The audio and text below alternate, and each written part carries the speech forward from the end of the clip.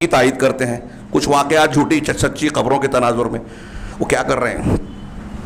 ایران شیعہ کا غلبہ، جو قرآن نہیں مانتے، حدیث نہیں مانتے، ابو بکر صدیق، عمر فاروق اور صحابہ کو گالیاں دیتے ہیں، اور ان کے چیلے چاپڑے آج ہمارے یہاں انجینئر ندوی اور ایسے کئی لوگ ہیں جو حضرت عائشہ صدیقہ، امیر معاویہ اور دوسرے صحابہ، ابو بکر صدیق، عمر فاروق تک کو نشانہ بنا رہے ہیں. ہماری پیشانی پہ بل نہیں آ رہا، ہمارا نوجوان اس کو لائک کر رہا ہے، ہم کو فرق نہیں پڑتا، کوئی فرق نہیں پڑتا.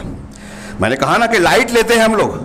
ابھی خبر آئی، میں دہل گیا، اس سے پہلے بھی آپ سن چکے ہیں، 3-4 دن پہلے پھر سے ایک خبر آئی ہمارے مہاراشٹر کے ایک شہر میں نام نہیں لوں گا. ایک ماں باپ کو پولیس اسٹیشن سے فون آیا، پہنچے تو ان کی بیٹی جو ایک غیر مسلم کے ساتھ بھاگ کر شادی کر چکی تھی، اس نے کہا کہ اب آج سے میرا اور آپ کے دھرم سے کوئی تعلق نہیں. سنی خبر آپ نے؟ ایسی خبریں آج ہم بہت سن رہے ہیں، کوئی فرق نہیں پڑتا اور غور کرنے کی ضرورت بھی نہیں ہے. اور علاج کرنے والا جب کہتا ہے کہ سچائی کو، حق کو قبول کیا جائے، لوگوں کی اس کی بنیاد پر تربیت کی جائے، آپ کے بچے اور بچیاں مرتد بنے، آپ کو پرواہ نہیں. یہ کون ہے جس نے یہ کیا؟ یہ خبر آئی ہے، میں سمجھتا ہوں یہاں موجود سب لوگ جانتے ہوں گے، یا اکثر لوگ تو ضرور جانتے ہوں گے. اس کی کلپس آئی، کون سے معاملے کو سدھاریں؟ نیچے والوں کو پرواہ نہیں ہے، اندھے ہو کر جو چاہتا ہے ان کو اپنے پیچھے بھگا لیتا ہے. کوئی سڑے سے سڑا آدمی کوئی دعویٰ کرتا ہے، کچھ نہ کچھ لوگ مل جاتے ہیں اس کے پیچھے بھاگنے والے، گروپ بن جاتا ہے. اہل حق ان کے پیچھے سر پیٹتے رہے. جماعتوں کے، مدارس کے ذمہ داران بنے ہوئے وہ اپنی دکانیں چلا رہے ہیں، اقتدار کی خواہش کو تسکین دے رہے ہیں. کوئی مرتد ہو رہا ہے، کوئی آدمی جو ہے بھٹک رہا ہے، کوئی انکار حدیث کا شکار ہو رہا ہے. ہمارے جماعت کے ذمہ داروں کو اس کی فکر ہی نہیں ہے، اس کے لیے کوئی پروگرام نہیں ہے. میں یہ عوامی سطح پہ کہنے کا قائل نہیں ہوں، لیکن یہ اس لیے کہہ رہا ہوں کہ ان کو بھی کہنے کی کوئی ذریعہ ہی نہیں ہے. اور یہ ہم کو اور آپ کو ان کے خلاف کھڑا نہیں کرنا ہے. ہر ایک اپنی ذمہ داری سمجھے.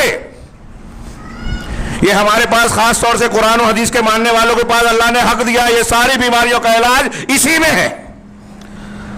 تو اس تناظر میں اس کو پڑھیے، فرقہ بندی اور اختلافات کے تناظر میں نہیں. اگر ہم چاہتے ہیں کہ ہمارے مسائل کا حل ہو تو دین سے جڑنا ہوگا. اور دین سے کون سے دین سے؟ 73 سے نہیں، 73 میں سے صرف اس ایک کے ساتھ جس کو اللہ کے رسول نے کہا کہ یہ جنت کے راستے پہ ہے. وہ کون ہے؟ بدعت اور اہل بدعت سے.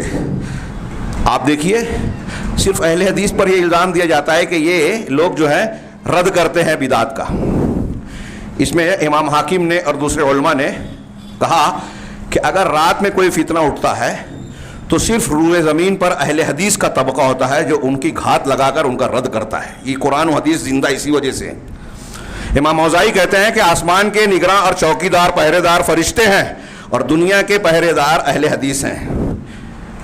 ابن قیاس کہتے ہیں کہ دنیا کے سب سے بہترین لوگ اہل حدیث ہیں. امام حاکم نے اس حدیث کو ما انا علیہ و اصحابی کو لکھنے کے بعد اس کی تشریح بہت پیاری کی ہے. معرفت و علوم الحدیث، یہ کتاب پڑھنا چاہیے. محدثین اہل حق کا بیان اس میں زبردست انداز میں امام حاکم نے بیان کیا. انہوں نے اس حدیث کو نقل کرنے کے بعد وہ حدیث نقل کی کہ اللہ کے رسول، جو بخاری مسلم میں بھی ہے، تشریح کرتے ہوئے کہ نبی صلی اللہ علیہ وسلم نے فرمایا کہ لا تزال طائفۃ من امتی ظاہرین او منصورین علی الحق، کہ میری امت کا ایک طائفہ مسلسل، لا تزالو، یعنی اس میں تواتر پایا جاتا ہے، تسلسل، لگاتار، مسلسل، برابر حق پر منصور ہوں گے، ان کی حق پر مدد کی جائے گی، غالب ہوں گے. لا یضرهم من خذلهم، جو ان کی مدد چھوڑے گا کوئی ان کا نقصان نہیں پہنچا سکے گا. اہل حق کے لیے یہ بشارت ہے. آپ کے کتنے بھی مخالف ہو جائیں کچھ بگاڑ نہیں پائیں گے. ہاں آزمائش ہوگی، خوف ڈر کا ماحول محسوس ہوگا، لیکن کچھ بگاڑ نہیں پائیں گے. یہ نبی صلی اللہ علیہ وسلم کی زبان مبارک سے ہے پیشین گوئی اور خبر کہ لا یضرهم من خذلهم ولا من خالفهم حتى یأتی امر اللہ. ان کے مخالفین، ان کی مدد چھوڑنے والے کچھ نہیں بگاڑ پائیں گے یہاں تک کہ قیامت آ جائے گی. اس وقت تک یہ حق پر قائم رہیں گے. وہ گروہ جو مسلسل حق پر قائم ہے وہ کون ہے؟ موٹی سی چیز دیکھیے، دنیا کے جتنے بھی مسلک ہیں کب پیدا ہوئے، صرف یہ تاریخ نکال لیں. اہل الحدیث اس وقت سے ہیں جب سے حدیث ہے. حدیث قرآن کو بھی کہتے ہیں، سنت کو بھی. پہلے اہل حدیث کہیں گے کہ انبیاء ہوتے تھے، کیونکہ اہل حدیث کہتے ہیں جو اللہ نے نازل کیا اس کی اتباع کرو، اور انبیاء وہی کرتے تھے.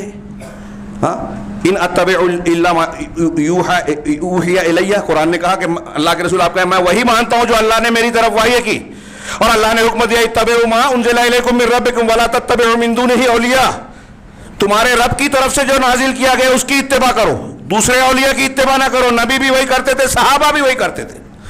اب ایک معیار قائم کر لیجئے، صحابہ کے زمانے میں تصوف تھا، صحابہ کے زمانے میں یا ان کا مسلک میں رافضیت تھی، خارجیت تھی، جہمیت تھی، قادریت تھی، خارجی رافضیت تھی، قدر اور جو ہے قدریت اور جبریت، حنفیت، شافعیت، مالکیت، حنبلیت، صوفیت، اشعریت، ماتریدیت، جس کو لوگوں نے آج اختیار کر رکھا ہے۔ کیا یہ کوئی بھی چیز تھی؟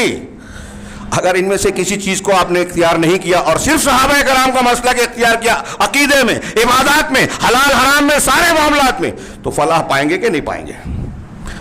دنیا کے کسی بھی مفتی سے پوچھئے، لیکن ان کو لگے گا کہ فتویٰ دینے میں جو ہے ہمارے مسلک کی دکان جو ہے، فرقے کی دکان جو ہے ٹھپ ہو جائے گی، تو وہ گھوم پھر کے الٹا سیدھا جواب دیں گے۔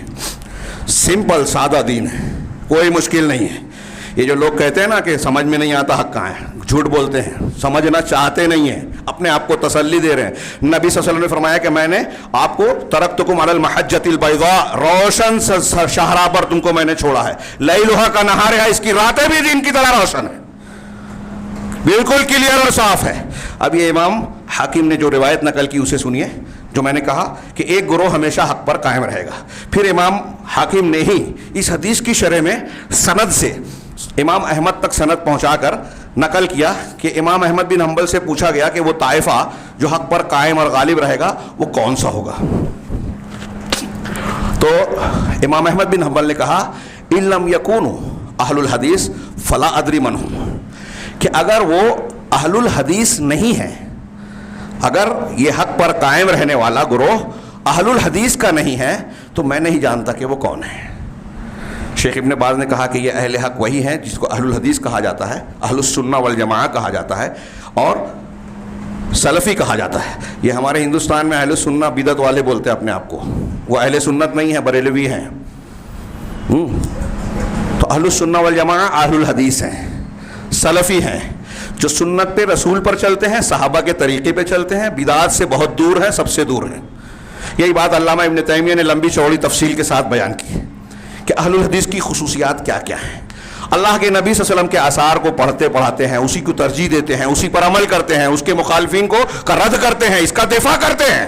روئے زمین پر آپ دیکھیے کہ احادیث اور سنتوں کا دفاع کرنے والا طبقہ آج کون سا ہے۔ روئے زمین پر دیکھیے کہ نبی کی دعوت و تبلیغ جو توحید سے شروع ہوتی تھی، عقیدے اور منہج کی بنیاد پر سب سے زیادہ زور دیتی تھی، وہ ایسی دعوت اور منہج کو ترجیح دینے والی دعوت روئے زمین پر کس کی ہے سوائے اہل حدیث کے؟ کوئی نہیں ملے گی۔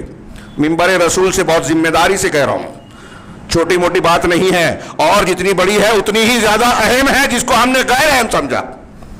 مسلمانوں کا ایک بہت بڑا طبقہ اس کو غیر اہم سمجھتا ہے، اسی لیے گمراہ فرقوں کے پیچھے جڑا ہوا ہے، لگا ہوا ہے۔